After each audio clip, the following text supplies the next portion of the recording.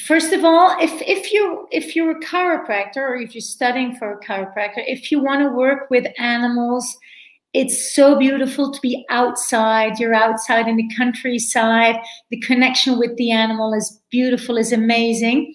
And as a veterinarian, for instance, there are no emergencies anymore. If you work as a first-line veterinarian, it's a hard life. It's a hard life, and working as an animal chiropractor, it's a very beautiful life. You just there also what people have to understand. People who ask, who call the animal chiropractor for their animals, are people who have a certain consciousness already, who know what the importance is of the health of their animal. So first of all, it's nice to be around these people, because a lot of people, they say, oh yeah, I'm very happy not to work with humans anymore. I just work with animals. But you may not forget that the animal has an owner.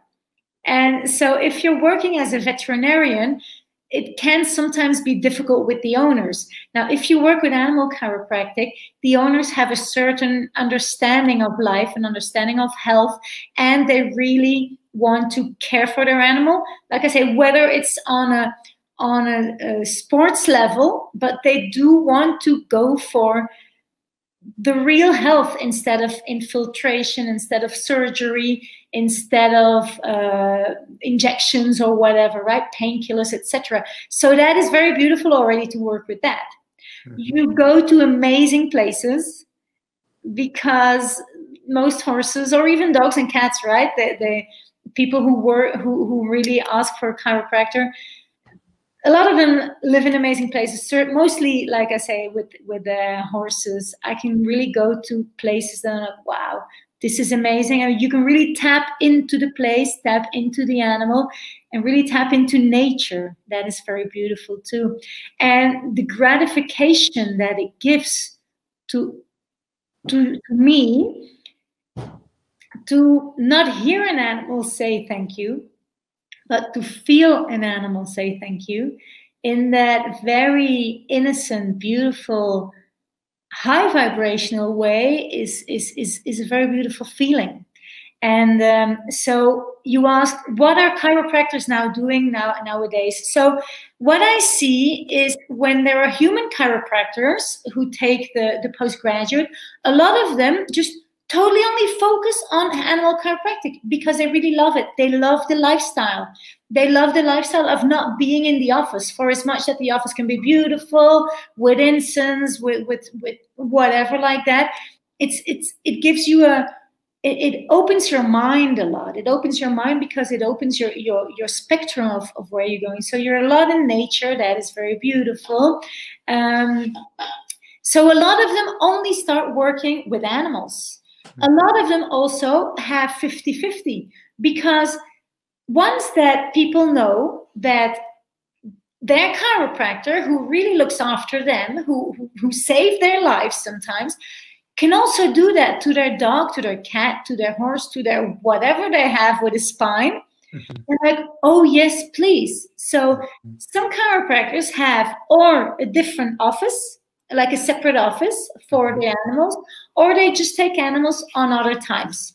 Like, for instance, Monday, Tuesday, Fridays, humans, whatever, Wednesday, Thursday is for the animals.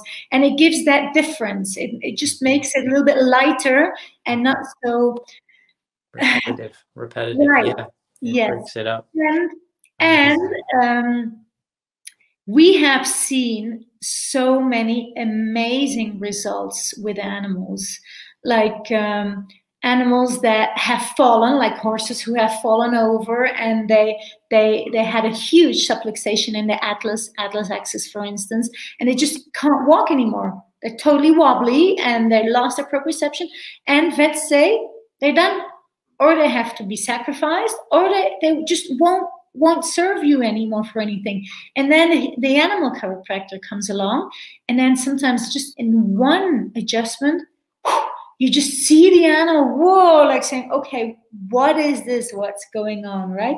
And I remember, and that's why I said, I really need to study this. When I was with that veterinarian in Holland, I remember it was February, freezing cold. We were in a barn that was closed, in a riding arena. And there was a horse, and he just came in totally wobbly with his eyes half closed. I could really sense the headache that the horse had, because headaches is not really a diagnostic in animals, because you can't really diagnose, because they can't say it, but we can tap into it, right? So the horse really came like that, and I was standing in front of him, and the veterinarian where I was, he just went to the a huge horse, big warm blood, dressage horse, very high level horse, a lot of money. And the vets had said, we have no idea what we can do. So he was just there, and then he was there and connecting with the animal, and boom, he did his adjustment, and the horse just did like that, almost went down on his knees, almost fell over, and I was standing like 2 meters away in front of him. Like, whoa, he's just totally collapsing. And then he came back up like a real resurrection, his eyes open. He was like that. He was like, oh, like calling out a little bit, like, oh my God, what happened with me? And that was it.